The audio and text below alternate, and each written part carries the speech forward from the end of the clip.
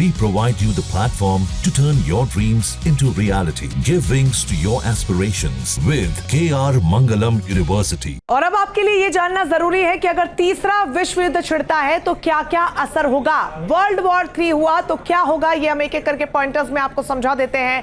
सबसे पहले बात करें तो सप्लाई चेन की, उस पर खासा असर पड़ेगा।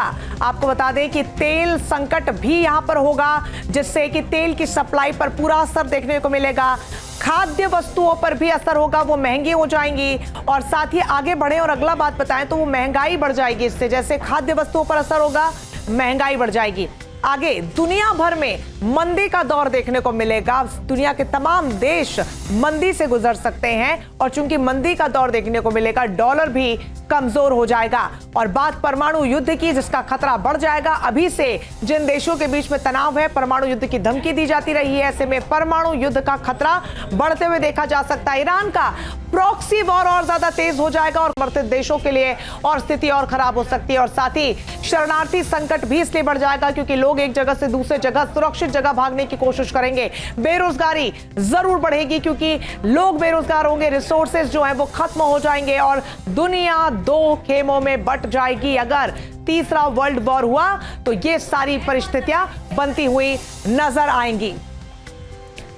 तो इजराइल के हमले से ईरान बौखलाया हुआ है और अब उसने अमेरिका पर हमले की धमकी दे डाली है। ईरान के टारगेट पर अमेरिका का वो मिलिट्री बेस है जहां से अमेरिका मिडिल ईस्ट में अपना दमखम दिखाता है।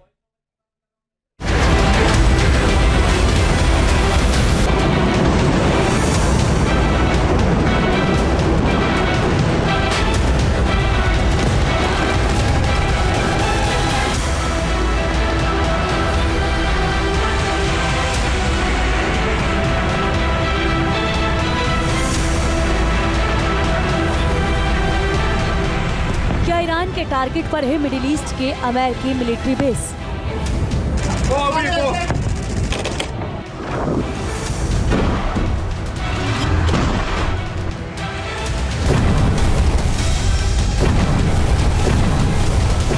क्या बदले की आग में चल रहा ईरान करेगा अमेरिका से तो हाथ।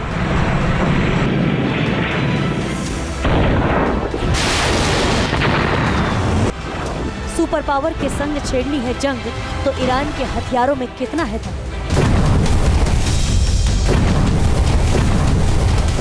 इजराइल ने जिस तरह से ईरान के एटमी ठिकानों पर तबाही मचाई और उसके टॉप कमांडरों को ढेर कर दिया, अब तय हो चुका है कि ईरान बदला तो जरूर लेगा, चाहे उसके रास्ते में कोई भी सुपर पावर आ जाए।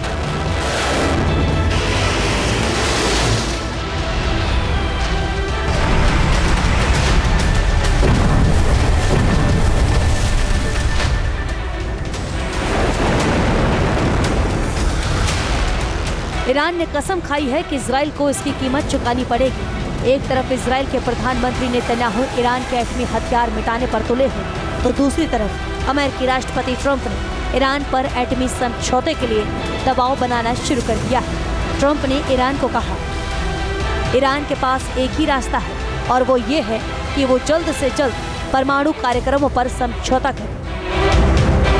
ईरान को लगता है कि इजराइल ने उसके एटमी ठिकानों पर हमले अमेरिका के इशारे पर किया, इसलिए ईरान ने अब अमेरिका को भी धमकी देनी शुरू कर दी है। ईरान के एक वरिष्ठ अधिकारी ने कहा, अंतर्राष्ट्रीय कानून के तहत हमें जवाबी कार्रवाई का हक है। अगर कोई देश इजराइल की रक्षा में शामिल होता है तो उसके रीजनल ठिकाने हमारे निशाने पर होंगे।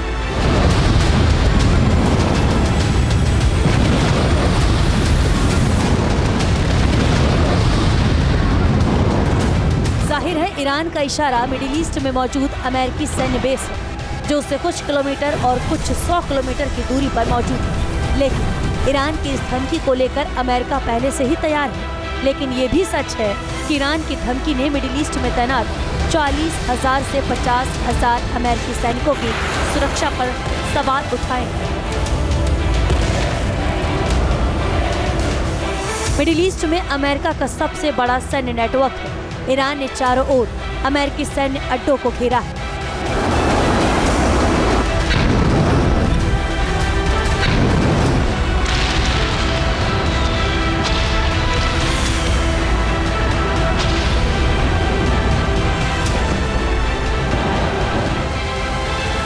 अमेरिका के ये मिलिट्री बेस मिडिल ईस्ट में तेल मार्गों की हिफाजत करते हैं, आतंकवाद का मुकाबला करते हैं और अपने सहयोगी देशों का समर्थन करते हैं। अब हम आपको बताते हैं कि अमेरिका के वो कौन से ठिकाने हैं जो ईरान की रेंज में हैं और जिस पर ईरान अपनी घातक मिसाइल्स से उन्हें निशाना बना सकता है। ईरान को लगता है कि उसके पास मिसाइल्स के पर्याप्त भंडार हैं, ड्रोन कैपेबिलिटी भी है, वो खुद को अव्वल मानता है और प्रॉक्सी संगठनों के जरिए प्रॉक्सी वॉर छेड़ने में भी कोई कम नहीं है।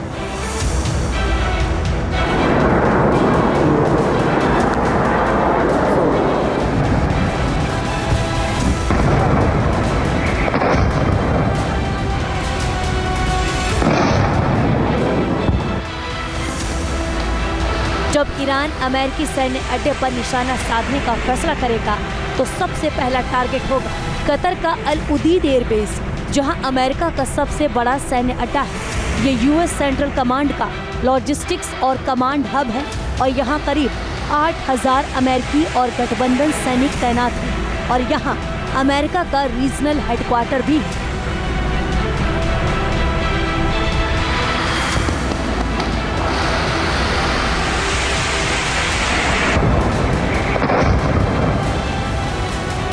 अमेरिका के इस बेस को निशाना बनाने के लिए ईरान के पास फतह 110 मिसाइल है, जिसकी रेंज 300 किलोमीटर है। ईरान के पास क़ियाम 1 बैलिस्टिक मिसाइल भी है, जिसकी रेंज 800 किलोमीटर है। अगर ईरान इन मिसाइल्स का इस्तेमाल करता है तो अमेरिकी बेस पर 50 से 100 मीटर के बीच भारी तबाही मच सकती है। ईरान इन मिसाइल्स के जरिए बेहद ही आसानी से कुवैत, सऊदी अरब और कतर में मौजूद यूएस मिलिट्री बेस पर निशाना साध सकता है। ईरान का दूसरा टारगेट हो सकता है बहरीन में मौजूद अमेरिका की नेवल सपोर्ट एक्टिविटी। यहाँ पर अमेरिकी नेवी का 5वां फ्लीट हेडक्वार्टर है और यहीं पर US naval forces central command भी है। इन दोनों जगहों पर 9000 से ज्यादा अमेरिकी सैन्य कर्मी तैनात हैं। ये खाड़ी में नेवी गतिविधियों का अमेरिका के लिए अहम केंद्र है। ईरान अगर अपना तीसरा टारगेट फिक्स करता है तो वो निश्चित रूप से कुवैत का अली अल सलेम एयरबेस होगा। ये एयरबेस कुवैत सिटी के पास ही है और यहाँ से अमेरिका अपने तमाम हवाई गतिविधियों को संचालित करता है। अमेरिकी फाइटर भी इसी एयरबेस से जरूरत पड़ने पर दुश्मन के ठिकानों पर धावा बोलते हैं। साल 2013 के आंकड़ों के मुताबिक इस एयरबेस पर 13,500 सैनिक तैनात हैं। जहाँ भक्ति है हर शब्द में, कथाओं में छुपे हैं दिव्य रहस्य और ज्योतिष देता है जीवन को दिशा। धर्म से जुड़ी हर बातों को जानने के लिए हमारे चैनल स्तुति को सब्सक्राइब करें। चैनल पर जाने के लिए इस लिंक पर क्लिक करें।